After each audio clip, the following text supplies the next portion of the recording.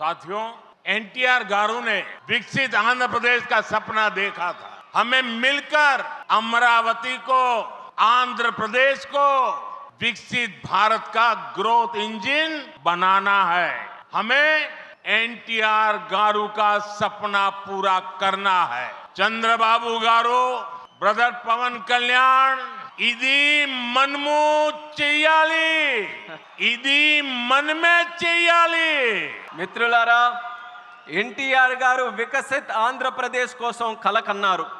మనమందరం కలిసి అమరావతి మరియు ఆంధ్రప్రదేశ్ని వికసిత భారతదేశానికి గ్రోత్ ఇంజన్గా తయారు చేయాలి. మనం ఎన్టీఆర్ గారి కలల్ని నిజం చేయాలి. నారా చంద్రబాబు నాయుడు గారు, అలాగే సోదరులు పవన్ కళ్యాణ్ గారు, ఇది మనం చేయాలి, ఇది మనమే చేయాలి। साथियों, बीते 10 सालों में भारत ने देश में फिजिकल, डिजिटल और सोशल इंफ्रास्ट्रक्चर पर विशेष बल दिया है। भारत आज दुनिया के उन देशों में शामिल है जहां का इंफ्रास्ट्रक्चर तेज गति से आधुनिक हो रहा है।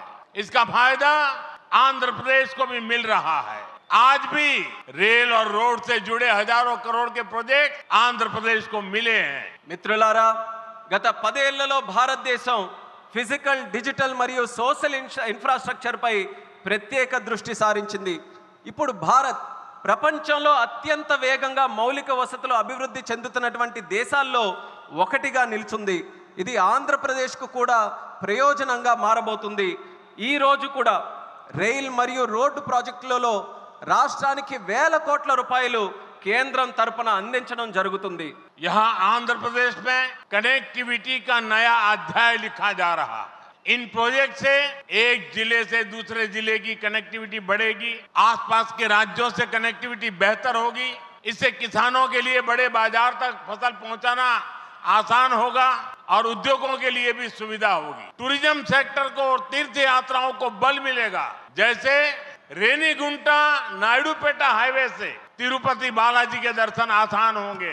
लोग बहुत कम समय में वेंकटेश्वर स्वामी के दर्शन कर पाएंगे। ఆంధ్రప్రదేశ్లో కనెక్టివిటీకి ఒక కొత్త అధ్యాయం మొదలవబోతుంది। ఈ ప్రాజెక్టులతో ఒక జిల్లాకు మరొక జిల్లాకు కనెక్టివిటీ పెరుగుతుంది। పక్క రాష్ట్రాలతో కూడా అనుసంధానం ఏదైతే ఉందో అది కూడా మెరుగు కాబోతుంది। ఈ ప్రాజెక్టుల వల్ల రైతులకి పెద్ద మార్కెట్లకు తక్కువ సమయంలో తమ పంటని తీసుకొని వెళ్ళడానికి సులభం అవుతుంది। అలాగే ఉద్యోగస్తులు మరియు పారిశ్రామికులు కూడా సౌకర్యం కలుగుతుంది। పర్యాటకం, తీర్థయాత్రలకి, ఆ రంగాలకి కూడా ఉపయోగపడుతుంది। ఉదాహరణకు రేణుగుంట నుంచి నాయుడుపేట కొత్త హైవే ఏదైతే ఉందో దాని ద్వారా తిరుపతి వెంకన్న స్వామి వారి దర్శనం చాలా సులభంగా మనకు అవుతుంది। తక్కువ సమయంలో ప్రజలు ఆ స్వామి వారిని దర్శనం చేసుకొని ఆ అవకాశం పొందుతారని కూడా తెలియజేస్తున్నాను। साथियों, दुनिया में जो भी देश तेजी से विकसित हुए हैं उन्होंने अपनी रेलवे पर बहुत अधिक बल दिया। बीता दशक भारत में रेलवे के ट्रांसफॉर्मेशन का रहा।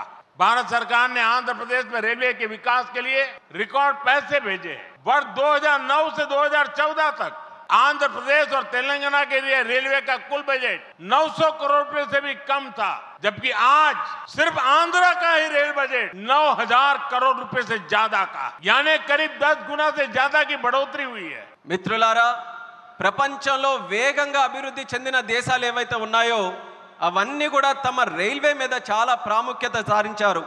గత దశాబ్దంలో భారతదేశంలో కూడా రైల్వే మీద ఎక్కువగా పరివర్తన జరిగింది। కేంద్ర ప్రభుత్వం ఆంధ్రప్రదేశ్ రైల్వే అభివృద్ధికి కూడా రికార్డు స్థాయిలో నిధులు మంజూరు చేయడం జరిగింది। 2009 నుంచి 14 వరకు ఆంధ్రప్రదేశ్ మరియు తెలంగాణ కలిసి ఉన్నప్పుడు రాష్ట్రం తాలూకా బడ్జెట్ కేవలం 900 కోట్లు కూడా ఉండేది కాదు। కానీ ఇప్పుడు కేవలం ఆంధ్రప్రదేశ్కు మాత్రమే రైల్వే బడ్జెట్ 9000 కోట్ల దాటి ఈరోజు అందిస్తున్నాం।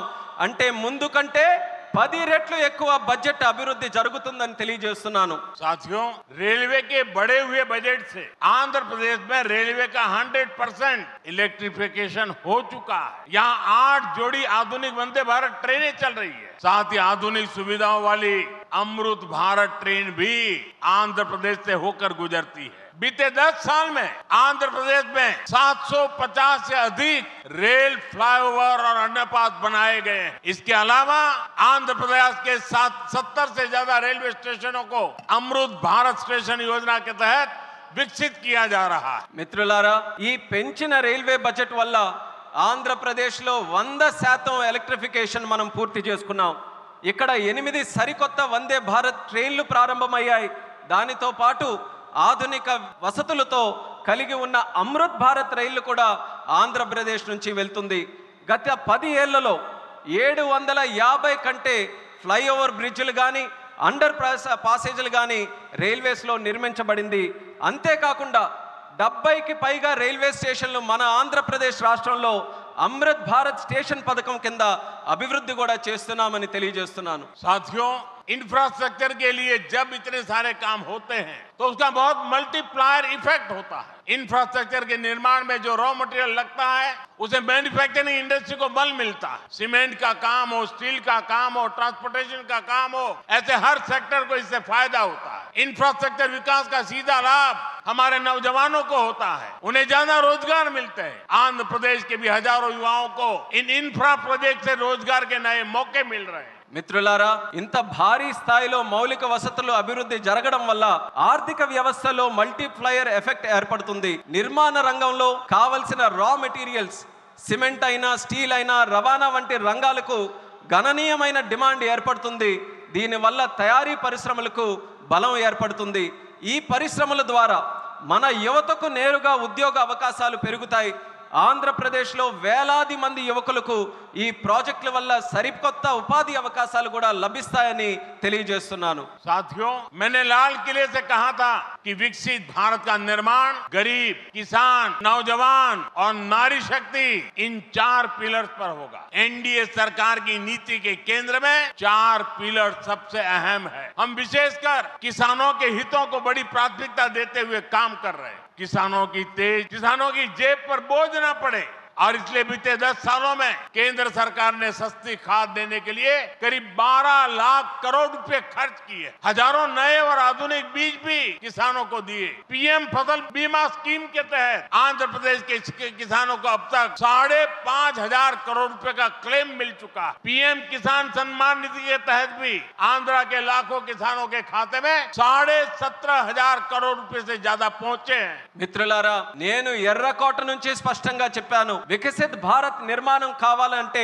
పేదవాడు, రైతు, యువకుడు, మహిళా శక్తి ఈ 4 స్తంభాలపై ఆధారపడి ఉంటుంది.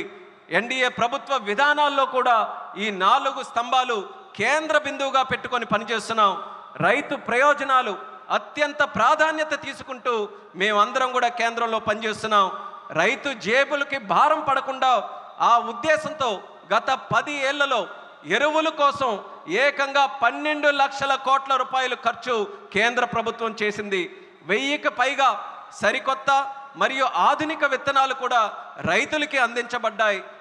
పీఎం పంట బీమా యోజన కింద ఆంధ్రప్రదేశ్ రైతులకు ఇప్పటి వరకు 5,500 కోట్లు నష్టపరిహారం కూడా చెల్లించాం. పీఎం కిసాన్ సమ్మాన్ నిధి ద్వారా లక్షలాది మంది ఆంధ్రప్రదేశ్ రైతుల ఖాతాల్లో 17,500 కోట్ల వరకు వాళ్ళందరికీ కూడా నిధులు జమ చేశామన్నది గర్వంగా తెలియజేస్తున్నాను.